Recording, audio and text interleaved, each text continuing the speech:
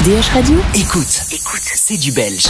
C'est une découverte. DH Radio. Philippe de la Macaire, bonjour, bienvenue sur DH Radio. Notre découverte belge cette semaine, c'est Taméo. On fait connaissance avec lui dans quelques instants. D'abord, petit rappel musical. Ça ne changera rien, rien ne t'efface, ne remplace pas même le temps qui passe en un instant.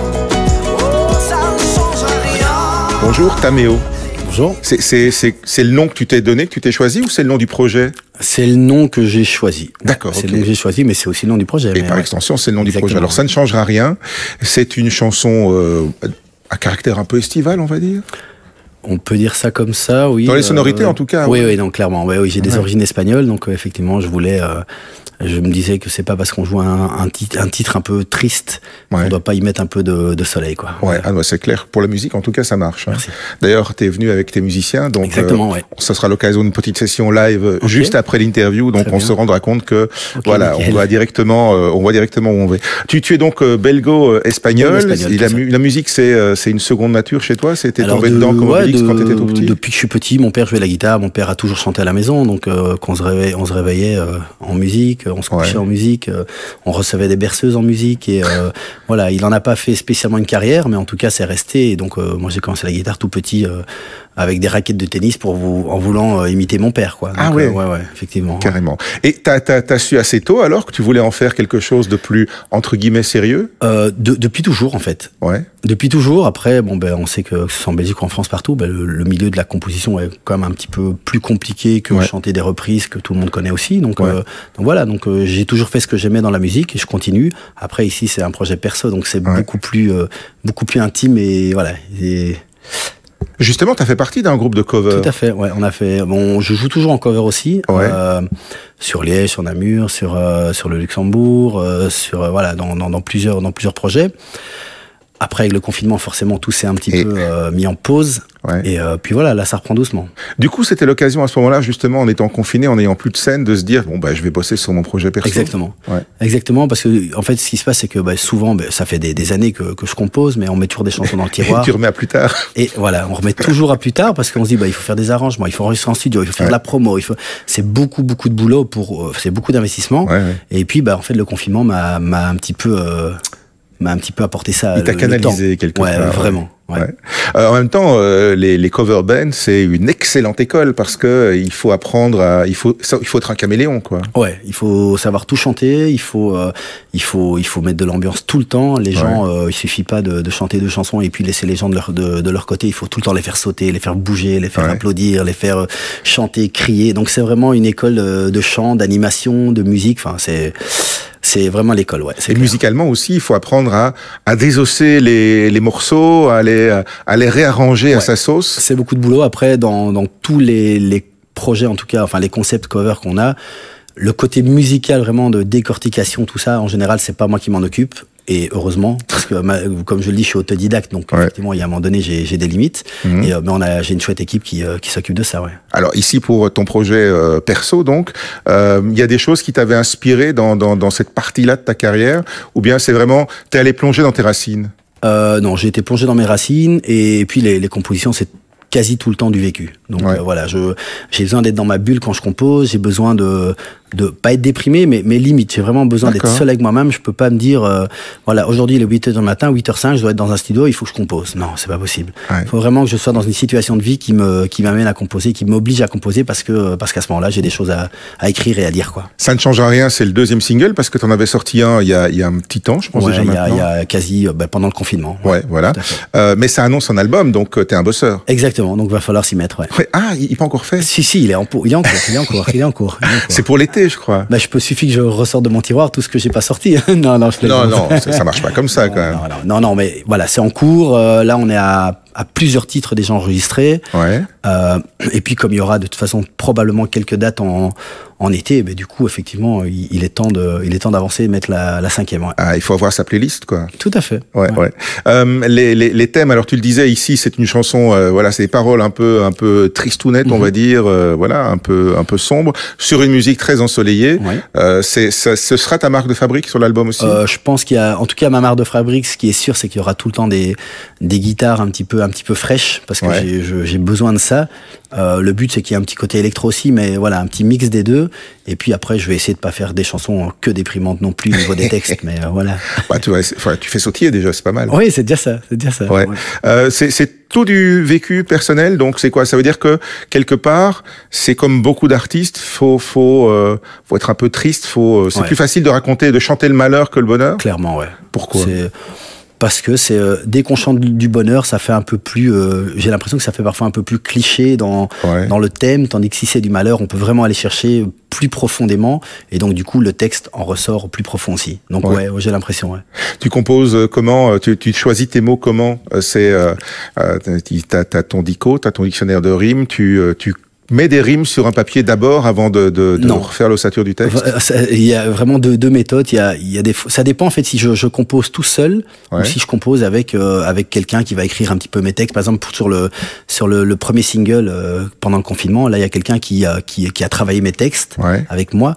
Donc à ce moment-là, j'avais déjà en fait elle m'a donné le texte, je l'ai restructuré et j'ai fait la mélodie en fonction du texte. D'accord. Ici, les choses se sont faites en même temps. Donc, c'est-à-dire que j'ai joué la mélodie en même temps que j'écrivais le texte. Je faisais une mélodie de quelques, d'un couplet. J'écrivais le couplet et puis voilà, tout s'est fait, tout s'est emboîté en même temps. Mais par contre, effectivement, j'ai écrit les couplets et puis j'ai mis de côté. Et puis, j'ai plus cherché à avoir un refrain. Et puis, le jour où un petit événement est arrivé, là, j'ai eu un déclic pour le refrain qui a fait que le refrain est devenu « Ça ne changera rien ». Voilà. Et paf. Et paf. Ouais. Tu as beaucoup voyagé aussi parce que tu l'as dit, t'es belgo-espagnol, mais t'es allé un peu là-bas, t'es allé un peu dans le sud de la France, t'es revenu à Bruxelles, t'es allé pêcher des choses, toutes des expériences de vie en fait. Oui, clairement. Ouais, clairement. Et je dis toujours, les histoires font les voyages, mais c'est vraiment vrai. Et le contraire. Et le contraire aussi. Ouais, non, mais c'est sûr. Mais donc j'ai eu besoin de ça. En tout cas, j'étais à une période de ma vie où j'avais besoin de bouger et de pas rester tout le temps. Et puis donc j'ai été à Malaga, j'ai vécu à Marseille, puis je suis revenu en Belgique. Et oui, non, et ça fait partie de tout ce que j'ai appris dans tout ce que j'écris en tout cas. Et c'est des influences qu'on va retrouver aussi dans l'album que tu es en train de terminer. Fils. Ouais. Quoi, il y aura du rap marseillais? Non, quand même pas. sauf s'il y a un petit duo, mais en tout cas, je vais pas me lancer dans le rap, non. Non, ça va rester je vais laisser à ceux qui savent le faire, mais voilà. Ouais. Ok, chacun sa maison. Exactement. Ouais. Bon, l'album, on a déjà le titre? Non, pas encore. Pas encore. Non. Ce sera en fonction d'une des chansons dessus ou pas forcément même? Pas forcément. Non, pas forcément. Bien. Alors, ce sera vraiment prêt pour cet été? Ce sera prêt au plus tard pour septembre. D'accord, ok. Vraiment, ouais. Bon, écoute, bon boulot alors. Merci. Taméo, et la chanson qu'on a en découverte s'appelle Ça ne changera rien. Salut. Ciao, merci.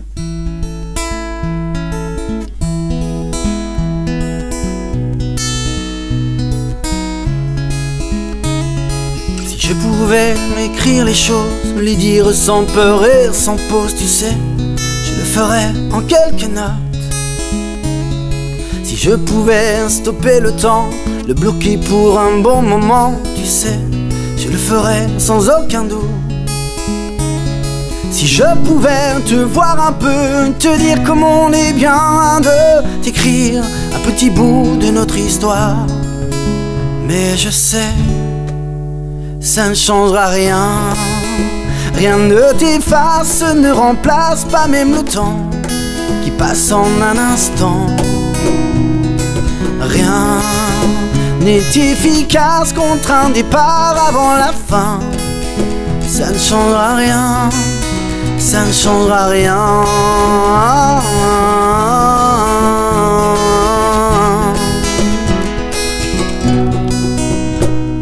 Si on pouvait refaire le monde, s'enivrer des fers et refaire rien que tous les deux quelques secondes.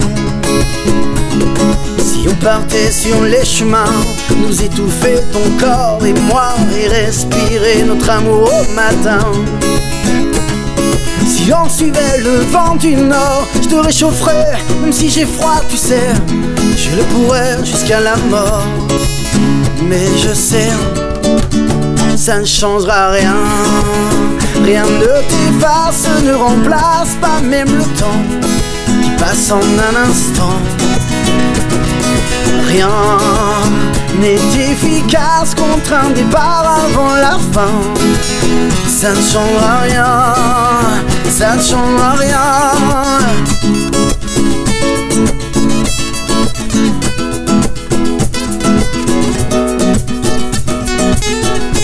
Les les les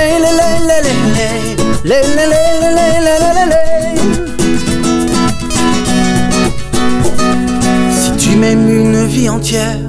Ça sera pas toujours le bonheur, mais bon, je t'y confiais mon cœur. Si tu voulais l'amour parfait, tu te sais très vite ennuyé, je sais, tu sais, on sait, ça ne changera rien.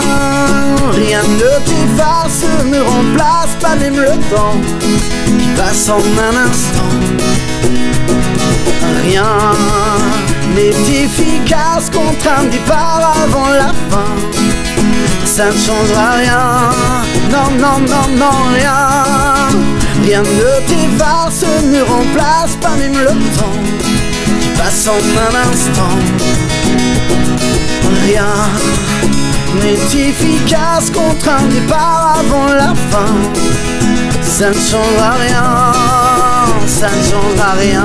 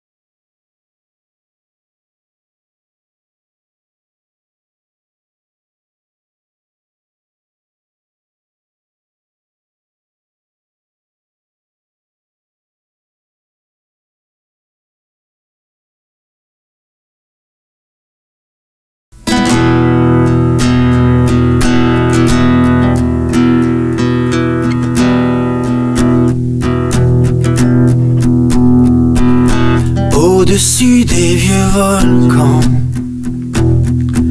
Glisse des ailes sur le tapis du vent. Voyage, voyage, éternellement.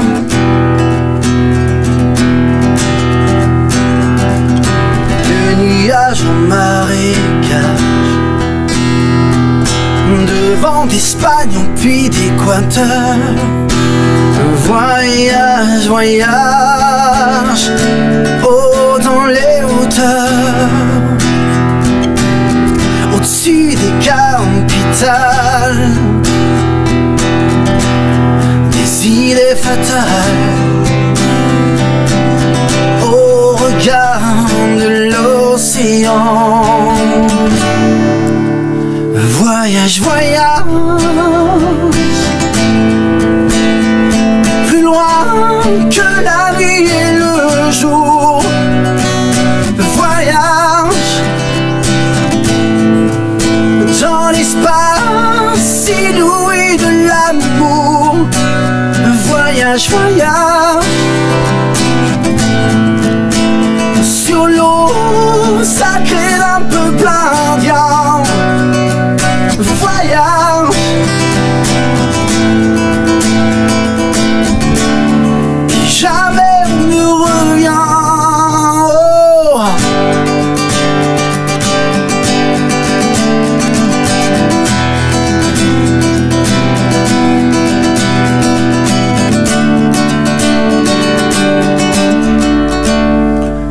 Sur les gangs de l'Amazone,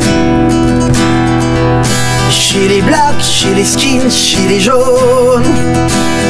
Voyage, voyage dans tout le royaume. Sur les dunes du Sahara, sont les îles Fidji, Fujiyama. Voyage, voyage, ne t'arrête pas. Au-dessus des barbelés, des cœurs bombardés, au regard de l'océan. Voyage, voyage, plus loin que la vie et le jour. Voyage dans l'espace inouï de l'amour. Voyage, voyage sur l'eau sacrée d'un peuple indien. Voyage